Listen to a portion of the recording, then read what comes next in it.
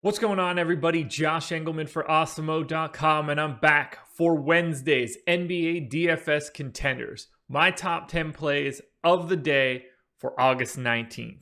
Be sure to hit that like button, subscribe to the channel, and hit the notification bell so you know when this and all of our other content goes live. Jamal Murray is on the outside looking in. Who will be the top 10 plays for today's slate? It is time to find out. Coming in number 10, Jamal Murray's teammate, Nikola Jokic. He's actually 5th for me on FanDuel, 16th on DraftKings. That's where it gets a little squirrely. 2nd overall on SuperDraft, however, at a 1.3x multiplier. I thought Jokic looked solid in the opener against the Jazz. I'm giving him 38 minutes. That sets him up for 23, 10, and 8. He just does so much on the floor that it's hard to ignore him, but the price is starting to creep up.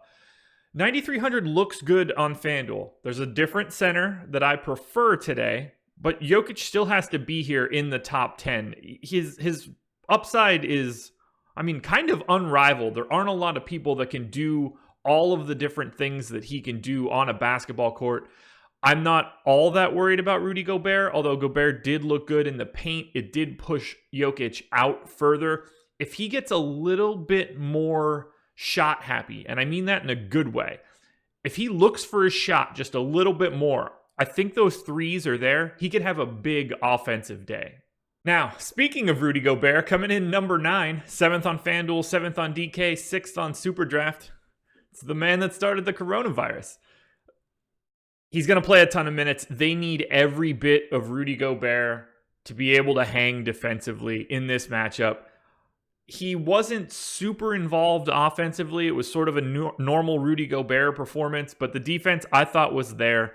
The problem here, it's a little bit of a slow matchup. You can either go to Jokic or Embiid, or you can save a little bit of money and go to Gobert. The rest of your lineup construction will really tell the difference on how you want to separate Gobert and Jokic from each other. Another guy that I expect to just be out there a ton.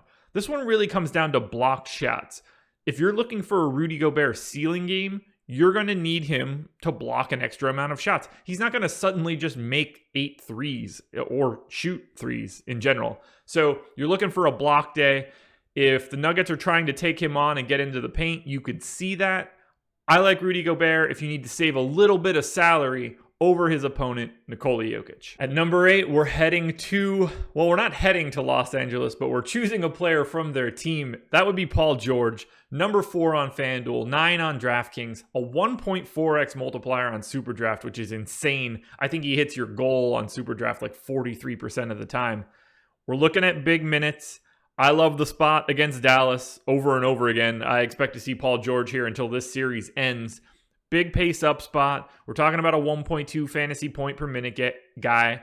Shooting guard on FanDuel, which I think is important. Small forward eligibility on DraftKings. So weird that he doesn't get the dual eligibility. If he did, he would rank even higher. The thought of Paul George not being guard forward eligible when everyone else is kind of weird. Neither here nor there. You're playing Paul George pretty much everywhere, but on FanDuel in particular, 8,100 as a shooting guard, hits that goal 23% of the time. That's what I'm looking for. 26, 6, and 5 as a baseline. Get me Paul George in this matchup against the Mavs. Coming in at number 7, we're sticking with the Pauls. Give me Paul Millsap. I'm putting him in for 30 minutes today. I think they wanted to play him a little bit more, but Jeremy Grant just got cooking. He's 4,800 on FanDuel as a power forward. That's fine to me. The place that I like him most is DraftKings, where he is my number 3 overall play. I think he's one of the few value plays that are really out there for today. We're looking at a normal amount of usage, 12 and 7 baselines. He's not going to wow you with any stats in particular. I'm betting on the playing time for Millsap. I like this spot for him. Hasn't been great in the bubble, so it's bringing his price down, at which point that makes me more interested in Paul Millsap. Again, I'm expecting 30 minutes. It's possible that I roll that back to like 29, but I think the playing time is going to be there. And at 4,300, this is one of your first conduits into more expensive players that you'll see at the top of this list. Now coming in number 6, OG Anunoby, 4,700 on FanDuel as a small forward. Love it. 4,400 with small forward, power forward eligibility on DK. That's 4th overall. Love it. Don't need to go to him on SuperDraft, however. This is very much just a FanDuel DK play. It was looking pretty gross 2 days ago. Was able to salvage a little bit in the fourth quarter. I don't know what just happened there. It's not important. 34 minutes. We're talking about 13 and 6. This is another guy where your boom days on OG Anunoby are going to come down to 2 things. Corner threes and his ability to create turnovers or adjust shots, but mostly turnovers. You're looking for a big-time steals game. You're looking for him to hit some open threes from penetration from Lowry or Van Vliet. It's a pace-up spot against Brooklyn, and I mentioned it in the first video, 2 days ago, and I'm going to mention it again. I'm expecting Brooklyn to turn the ball over a lot, which should be OG Anunoby's benefit. I think that he is positioned to have big days based on turnovers, and if he is out there for 34 minutes, I just want him to fall into a couple additional steals. We're talking about a 0.75 to 0.85 fantasy point per minute guy. You're not getting there with anything other than the steals, in my opinion. I like taking those sorts of shots on guys on slates like this. 4-gamer, you gotta take a couple risks. I think OG Anunoby is a good one for today. Number 5, we're sort of heading back to LA. We're going to the board man, Kawhi Leonard. Number 2 on FanDuel at 9,600. That one shouldn't be shocking. He should just be more expensive. Number 1 overall play on SuperDraft, 1.25x. Gotta grab him there. No brainer. Better odds to hit his goal than a coin flip. You won't find anything better on SuperDraft today. 38 minutes, 32 projected regular points, 8 rebounds, 5 assists, a couple steals, pace up spot. All signs point to Kawhi Leonard being an excellent play today. And the fact that you can get him for less than 10,000 on FanDuel is a boon, in my opinion. He hits his GPP goal of 60, 27% of the time. I can't see a reason to not go to Kawhi. You got to give me Kawhi over Paul George in this case. Number 4, it's the Jordan Clarkson experience. It wasn't really a fun one in game 1 of the playoffs.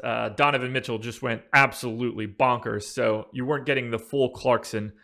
I'm going right back to him.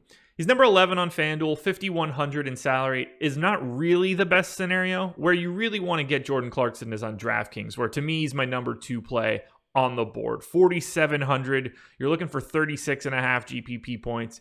You just need him to be the hot scorer. You're never going to really take the ball out of Donovan Mitchell's hands, but if Clarkson gets hot, this is a guy that will not stop shooting. It is just not simple. It's not in his DNA. He's going to shoot threes. He's going to take that ball to the rack. He's going to do everything he possibly can if he gets cooking. You just need those shots to go in. He's also going to do that same thing if it's not working for him. There's just no benefit to it. I'm betting on him getting a couple additional made buckets in this one. The ownership should be interesting. I'm hoping it brings people off of him at least a little bit, but we shall see. 4,700, just simply too cheap on DK. My second favorite stud for today, number 3, it's got to be Luka Doncic.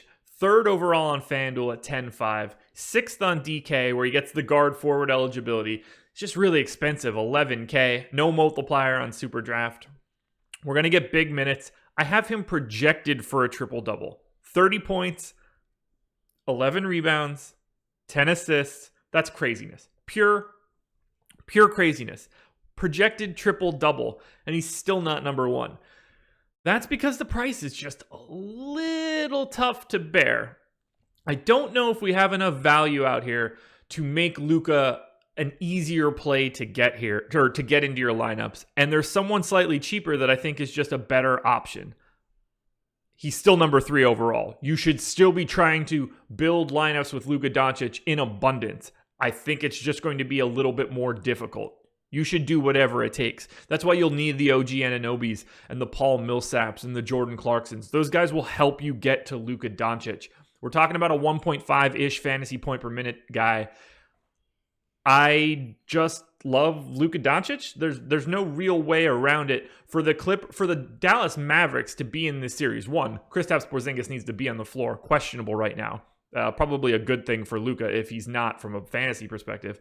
But if they want to beat the Clippers, it's got to be on the back of Luka and Porzingis, and Luka in particular. You're going to need a better than 30, 11, and 10 game from him. So if you like the Dallas Mavericks today, you gotta like Luka Doncic. All right, number 2, and I love this picture, by the way. Marc Gasol. He's actually my number 1 guy on DraftKings right now at 4K. Number 9 on FanDuel, 4,500. He'll be tough to get to unless you're going for a very specific like Luka build where you want to pay down at center. Center's just loaded in my opinion, at least from a value perspective.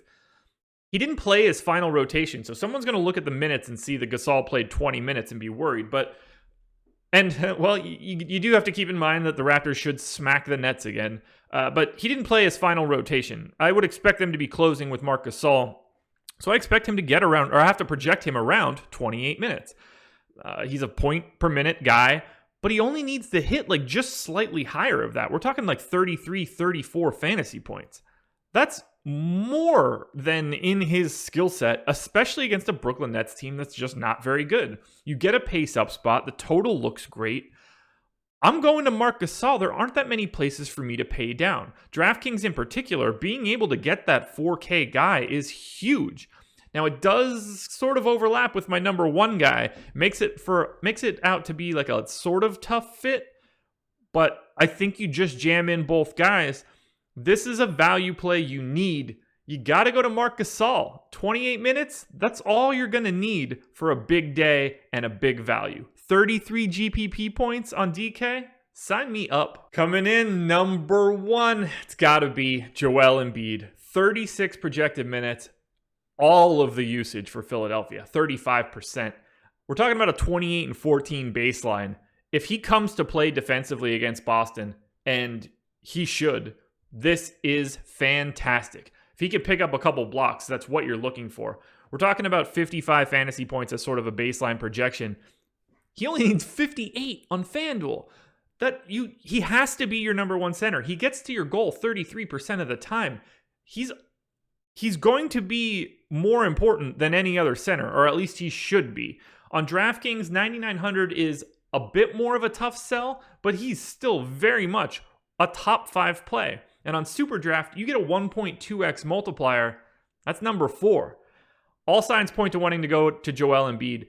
The Boston Celtics don't really have an answer for him. They're down another guy in Gordon Hayward. Not that affects Embiid directly, but that's just one less quality guy that Embiid has to worry about on the floor. I'm loving it. You got to go to Embiid, the number 1 contender for today's slate. All right, everybody, that will do it. Those are my NBA DFS contenders for Wednesday, August 19th. Once again, be sure to hit that like button, subscribe to the channel, and hit the notification bell so you know when all of our content goes live. We're churning out a ton of it, whether it's basketball, baseball, PGA, NASCAR, MMA, the list goes on and on. Awesemo.com is the place you want to be. Follow me on Twitter at Josh Engleman so you can get updates to this list throughout the day. If news changes, as projections change, you want to be out in front of it before that 1:30 lock. Well, guys, good luck. Thanks for joining me, and I'll talk to you again tomorrow morning.